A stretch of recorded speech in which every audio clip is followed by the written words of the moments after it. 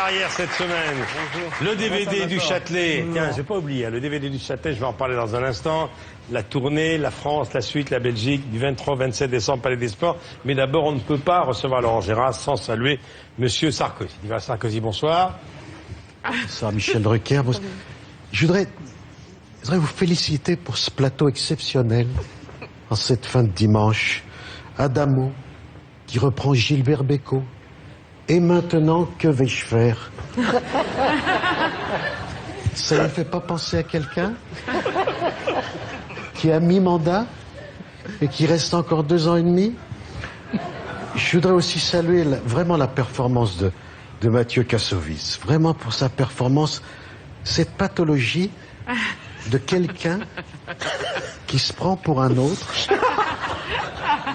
de quelqu'un qui veut prendre la place d'un autre depuis 2 ans et demi. Ça vous fait pas penser à quelqu'un non plus? Hein, au menteur à teinture, au bouffeur de frites? Et puis vraiment là, alors là, merci Mimi Mati, parce que François Hollande, il est tellement bas dans les sondages que même Joséphine, elle peut rien pour lui. Je suis désolé, mais vous savez, j'ai pas envie de dire du mal. Non. J'ai envie de passer à autre chose, vous savez. Je pense à la France. J'ai pas envie de dire du mal, mais enfin quand même, hein. C'est François Hollande, hein. Vous savez, c'est une période où on se déguise, il y a eu Halloween. Vous avez vu, en ce moment, il y a des clowns qui font peur. C'est quand même une drôle d'époque, non? Vous ne trouvez pas? Des clowns qui font peur. Ça vous fait pas penser à quelqu'un? Vous voyez pas qui je veux dire, hein? Alain Juppé. Alain Juppé, justement, que pensez-vous du retour de Nicolas Sarkozy? Mais écoutez, Michel Drucker, je crois qu'il manque à Nicolas Sarkozy un truc que tous les grands présidents de la République ont eu en commun. Quelque chose que le général de Gaulle, Valéry Giscard d'Estaing ou François Mitterrand possédaient au contraire de Sarkozy ou de Hollande. Vous voyez pas? Un crâne en peau de fesse. Je dis juste que pour bien réfléchir au destin de la France, il faut avoir un crâne bien aéré.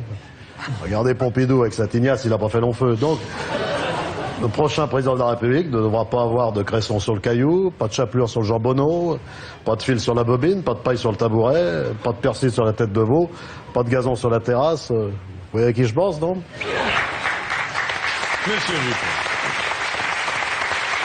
Jean-Marie Le Pen. Oui, bonjour.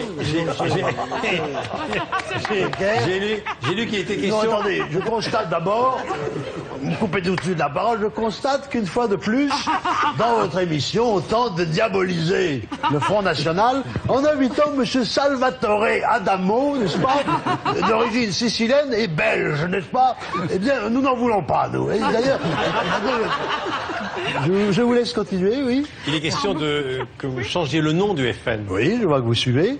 Et pour prouver, j'ai amené une petite liste avec mes suggestions, n'est-ce pas, oui. Pour le nom du nouveau parti. Alors tout d'abord, j'ai pensé à la Fédération républicaine d'opposition nationale. Le Front. Ah ben non, ça c'est pareil. Alors, si j'en ai d'autres. L'Alliance démocratique occidentale pour la liberté française. L'Adolphe. C'est pas mal, non? Ouais. Ou alors le parti entièrement, totalement, intrinsèquement nationaliste. Le Pétain. C'est bien aussi, non? Ou alors tout simplement, écoutez, le parti européen nouveau, c'est facile à retenir, Le Pen, n'est-ce pas? Oui, Et je crois... Je ne pense pas qu'avec ça, je ferai un four, monsieur Drucker. Patrick Bruel, tu voudrais dire un petit mot du grand spectacle qui a attiré les foules à Bercy, les vieilles canailles, Patrick? Je voulais juste dire, quand on auteur, quand on compositeur, quand on interprète, quand on comédien, quand on chanteur, quand on joueur de poker international, en ligne, tu me parles des vieilles canailles, là? Alors je vais juste pousser un cri de contrariété. Ah, comprends pas pourquoi j'en fais pas partie de ces vieilles canailles. C'est parce que je suis pas assez vieux, c'est ça? Pourtant, ça fait des années que je chante des chansons de Dieu. Mon amant de Saint-Jean, la complète de la butte, Via Popoul. C'est dégueulasse. Mais je pose la question, c'est quoi ce racisme anti-jeune vieux, hein? En plus, avec moi, t'as pas besoin des autres, je les fais tous. Tu me mets une barbe blanche, je fais Eddie. Tu mets des lunettes de soleil, je fais du tronc, je peux même faire la flûte dans Paris Soleil. C'est réunion fantastique, c'est dégueulasse. Non, bien. Vieille canaille, t'es heureux? Oui, parce que bon, faut que je te dise comment ça s'est passé au début, à l'origine. Cet été, alors que j'étais à Saint-Barth, je reçois un coup de téléphone, c'était Eddie Mitchell, qui me dit « Allô, c'est Eddie ?»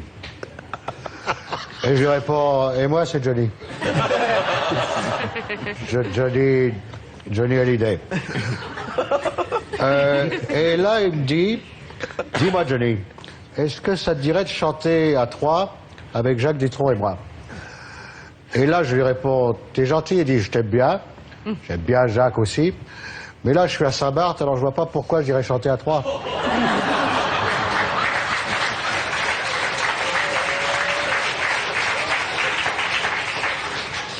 Alors, du coup, j'ai dit, bon, finalement, oui, on fera un trio à trois, c'est mieux qu'un duo à deux. Non.